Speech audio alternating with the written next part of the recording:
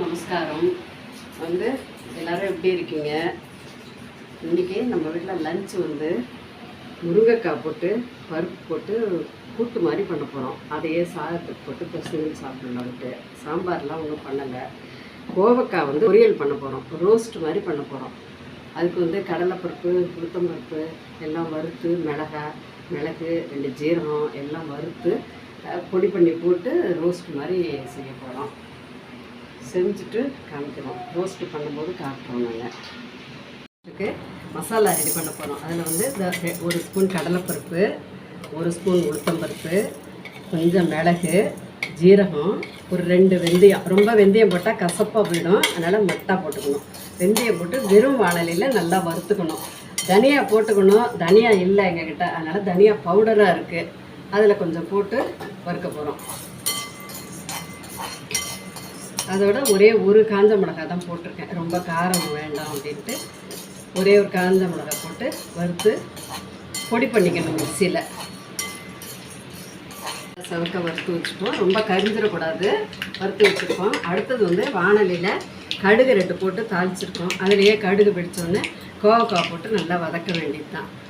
நல்லா கொஞ்சம் மூடி வச்சுட்டோன்னா நல்லா வெந்து போயிடும்.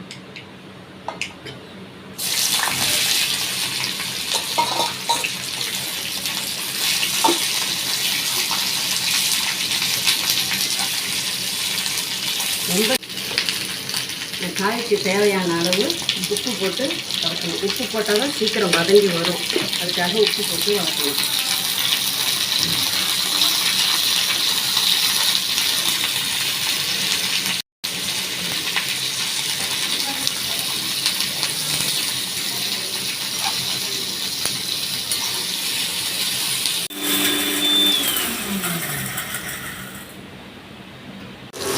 கோவக்காய் உங்களுக்கு பார்க்கும்போதே தெரியும், நல்லா ரோஸ்ட் ஆகிடுது, நல்லா வதங்கிடுது, கலர்லாம் மாறி போயிருக்கு.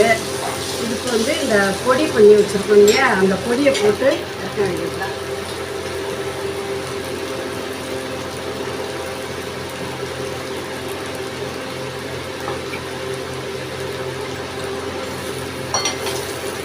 இந்த பொடி போட்டு நல்லா கலந்து கொஞ்ச நேரம் அந்த உப்பு காரம்லாம் அந்த கோவக்காய்க்குள்ளே போய் இறங்கணும். அதனால் கொஞ்சம் நேரம் வதக்கிட்டு இறக்க வேண்டியதுதான்.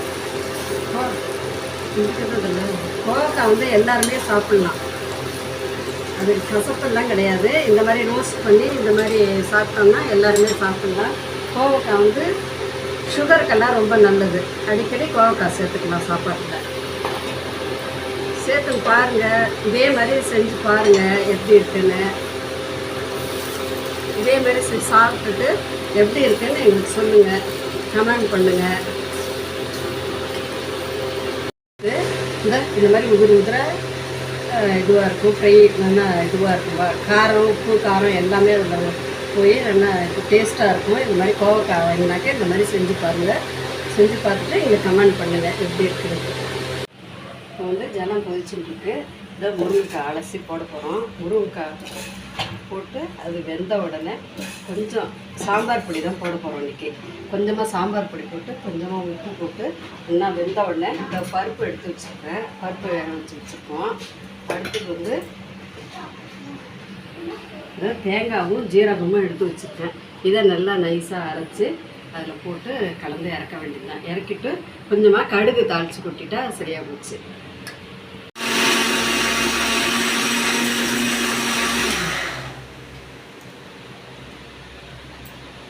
நல்லா வாசனையெல்லாம் போயிட்டு, பொடி வாசனையெல்லாம் இந்த தேங்காய் அரைச்சி விட்டதை இதில் விடுறோம்.